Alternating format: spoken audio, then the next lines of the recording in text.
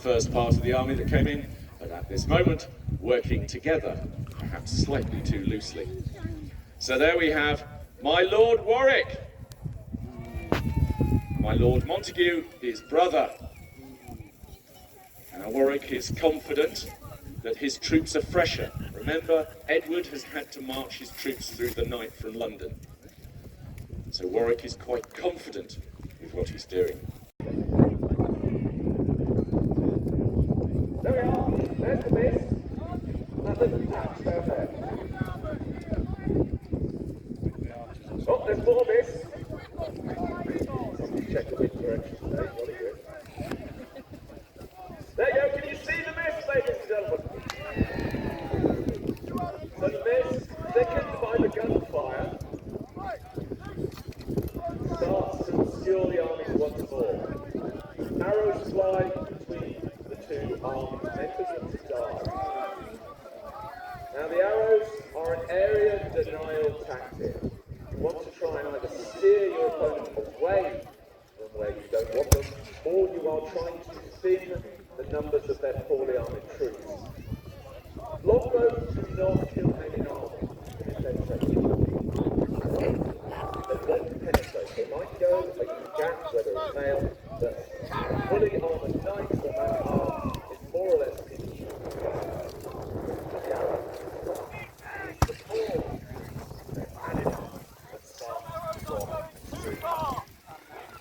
Now through the mist.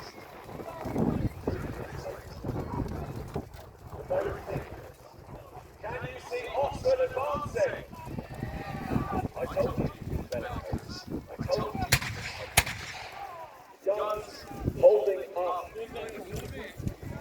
Roster.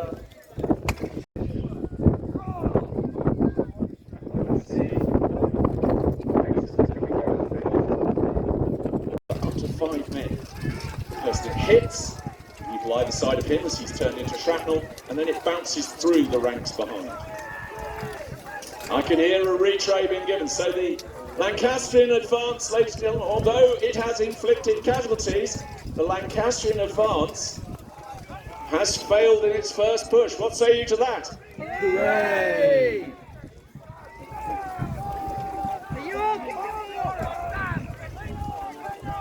Exeter pulling back away from Richard, Warwick from Edward, and a disconsolate Oxford comes back from Hastings. He'd hoped to go straight through Hastings. He had plans for that, and it hasn't worked. So the battle has moved down the field, the mist thinning, possibly gone.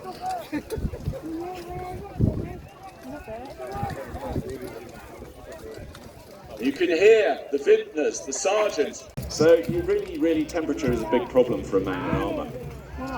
So the line's reforming. It looks like Richard has taken quite a few casualties.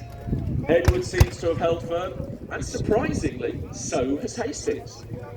So the Lancastrians reforming, rearming, sorting their blocks. Oxford will be planning on how to give Hastings a good smack. Sorry, we'll have something planned.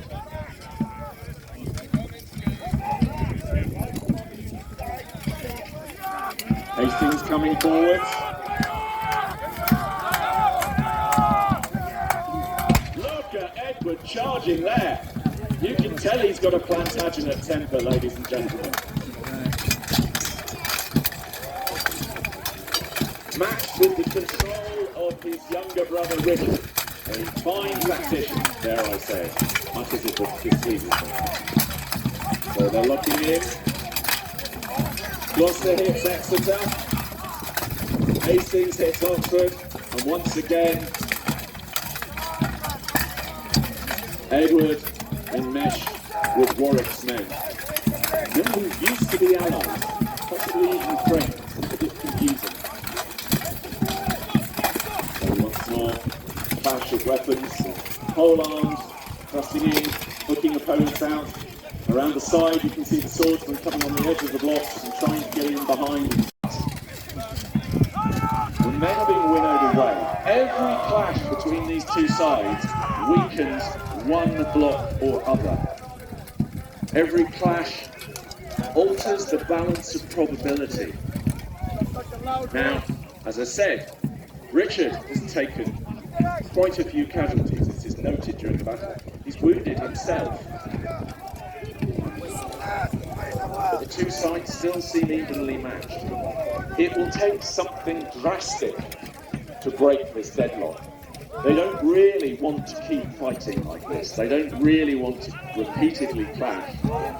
So one or other of the commanders will try and surprise one of the others, probably on the flanks. Maybe Exeter, very skilled. Oxford's gone in for a wedge. It's cutting through Hastings like a knife through butter, ladies and gentlemen. I can see they're halfway through Hastings' line. 2/3, they're pushing. I can see Oxford colours at the back of Hastings' line. The Oxfords are through, ladies and gentlemen. Hastings' line is disintegrating. I don't know what's going to happen to poor Hastings himself. He seems isolated. Hastings is trying to do a runner. Oxford through, ladies and gentlemen. They are massacring Hastings' flank, and they're heading for Barnet. Possibly for the nearest pub, a little light shopping, or perhaps pillaging.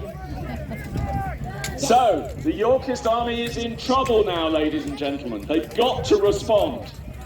They've lost an entire flank, but at the moment, Oxford's troops are off and away. It is very, very difficult to reclaim troops that have broken and chased down an opponent.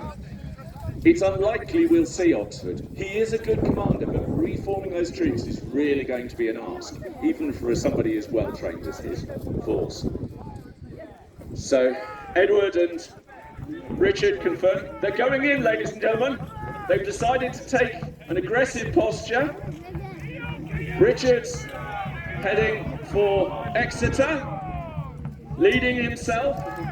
Say what you like about him, and I often do, he is a brave lad. Can we have a cheer for Richard? Hooray! They're into Exeter. Ooh, this is going well. They're pushing. They're turning. Ladies and gentlemen, this quite often happens in battles, but not to this extent. The entire battle is turning 90 degrees.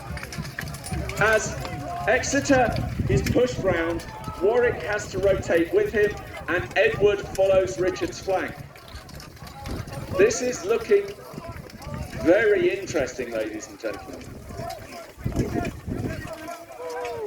The problem really is that Richard's expending too many troops. He's losing even more from that already weakened vanguard.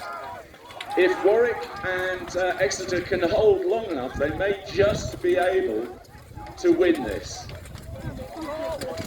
Even with Richard having made that striking move. And he's coming back. No, he's on your side.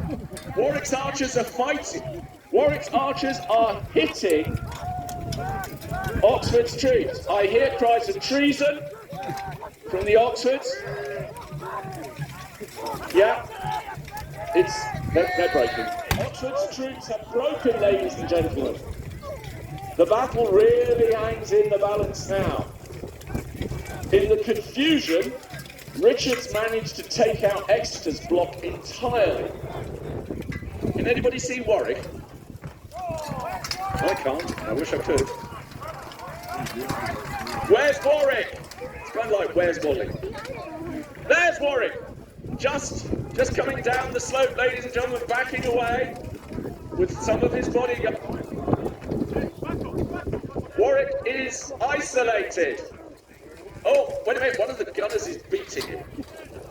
Oh, he's not falling to noble troops, he's being butchered by scum, ladies and gentlemen. This is an ignoble death for one who rose so high. Warwick is down, his men being massacred. It's all gone a bit wrong. The last of his forces rout from the field. I think we can call this a Yorkist victory, ladies and gentlemen. Hooray! Hastings lost, Warwick lost, but Edward and his little brother Richard survived the day. Hooray! So, rule 1, ladies and gentlemen, never fight a battle in the mist. Rule 2, always make sure that your livery doesn't look exactly like your enemy's livery in the mist. So well, that's it, ladies and gentlemen. Barnet is over.